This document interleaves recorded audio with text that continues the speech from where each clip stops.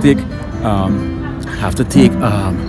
psychopathology, parapsychology, because they have to take stuff like precognition, premonition, clairvoyance, lucid dream. A number of different parapsychological phenomena are augmented, modified, and if you put a very map of notes that was extracted from the chromatic scales to form the musical structure in the Western Hemisphere.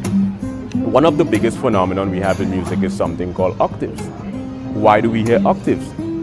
Why, when you double a chord, or let's say primarily an A chord consists of 440 hertz.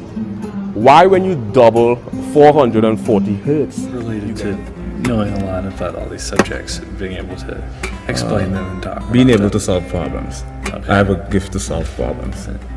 But then when you're not doing that, comedy. Yeah, you have to take